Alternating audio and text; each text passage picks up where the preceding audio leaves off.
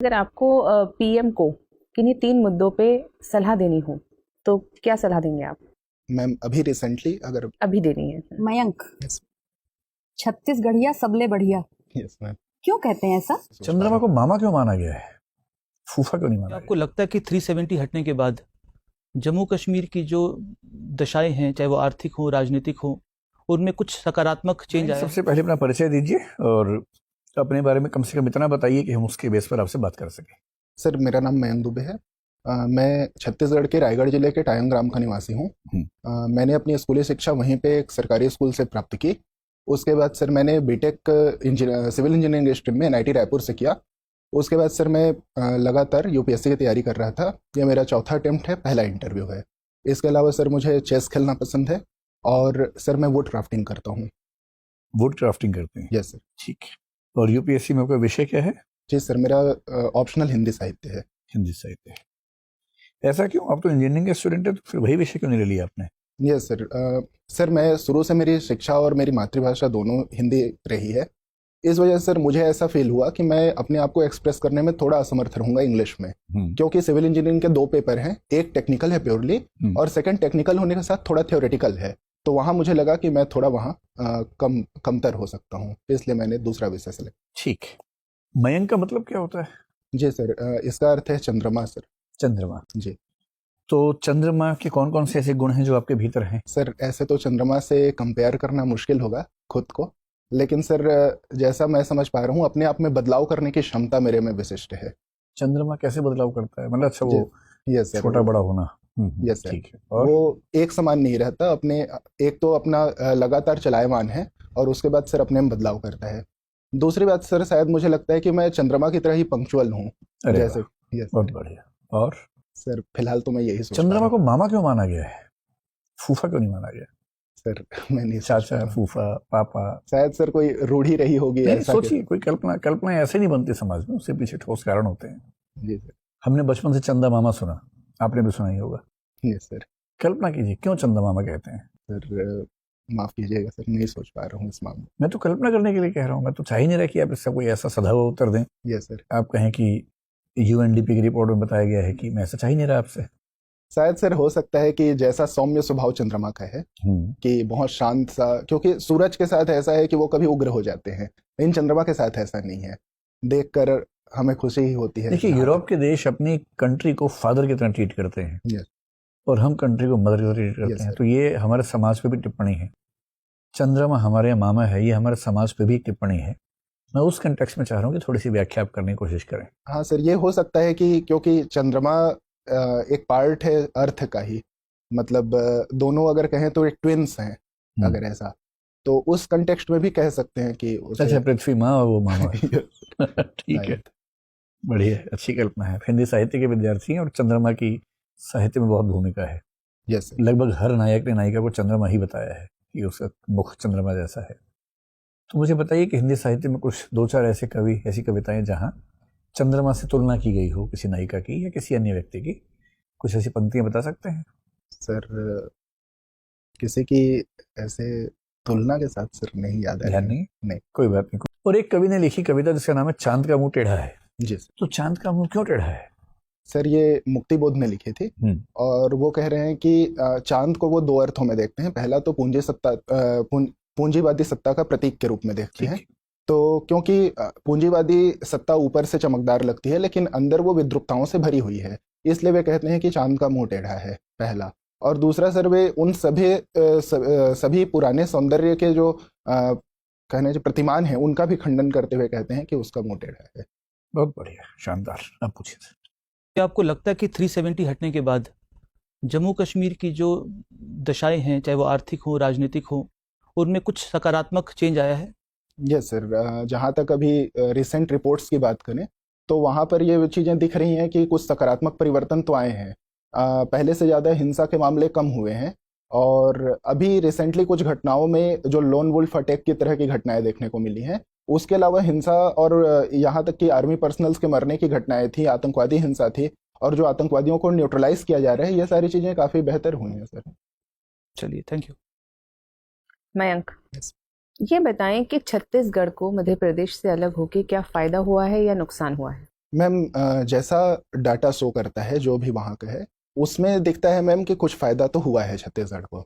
जैसे connectivity issue जो था छत्तीसगढ़ के साथ, कि छत्तीसगढ़ के जैसे बस्तर डिस्ट्रिक्ट को ले लें तो वहाँ से भोपाल की डिस्टेंस 24 घंटे से ज़्यादा थी अगर बाई रोड जाएं तो, और बाई ट्रेन तो कोई रूट ही नहीं था।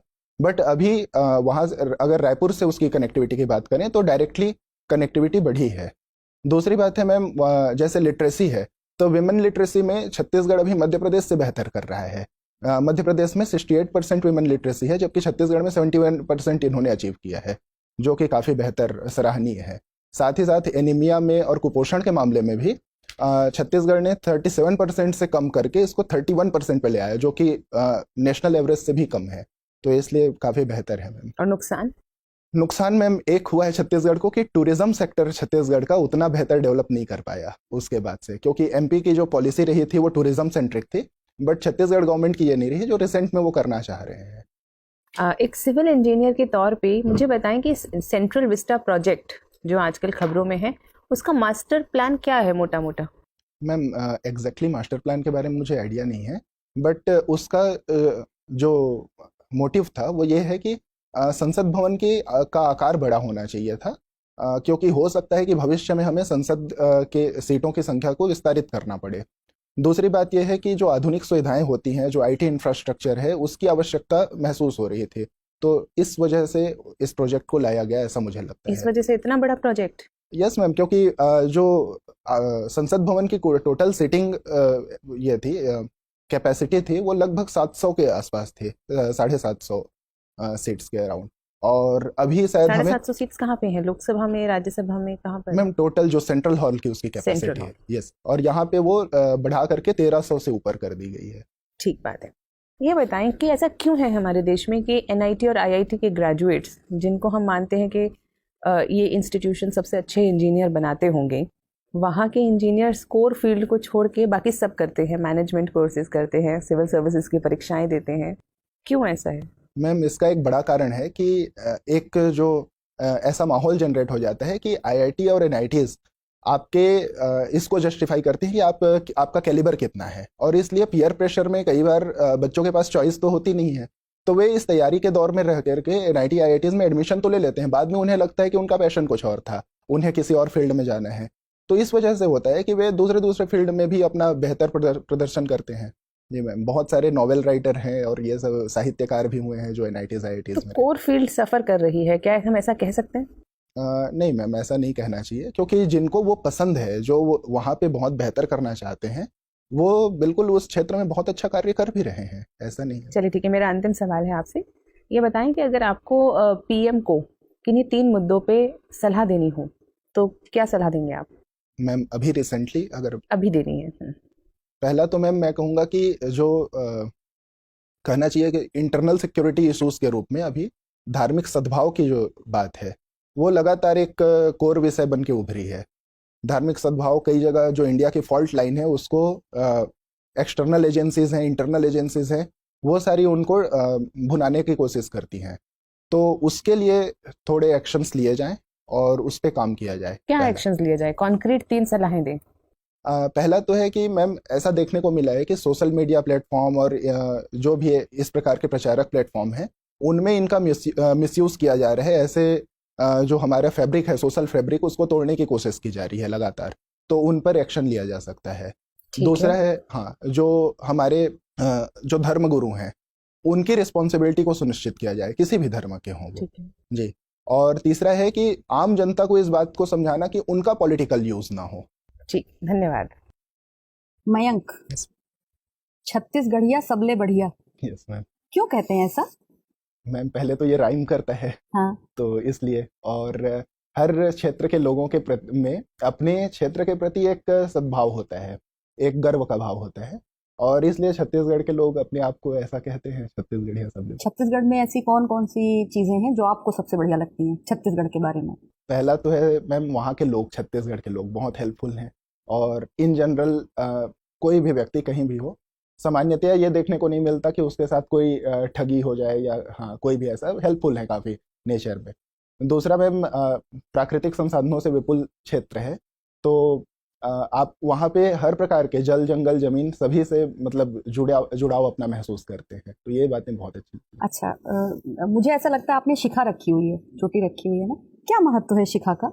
मैम, धार्मिक महत्व तो इसके अलग अलग बताते हैं, लेकिन मेरा कारण है कि मेरे मम्मी पापा को अच्छा लगता है ऐसा रखना। हाँ। तो मैं इसमें कोई हार्म भी नहीं समझता हूँ, तो इसलिए मैंने रखा है। नहीं, पर इसका वैसे सिग्निफिकेंस क्या है, क्यों रखते हैं? हाँ, सिग्निफिकेंस इसको मैम सहस्त्रार चक्र से जोड़ा जाता है।